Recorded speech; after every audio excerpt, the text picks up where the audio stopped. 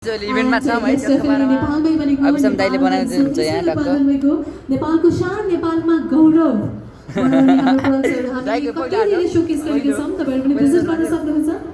दाइ हैन हैन त्यस्तो हैन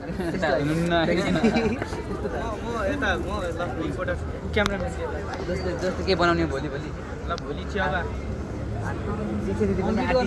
भन्नु भएको छ आज दिदीको भैया हैन उ भइको छैन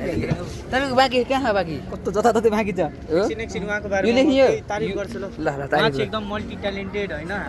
स्कुल ट्युटरको एकदम स्कुल हैन स्किल हो स्किल डुडर है ल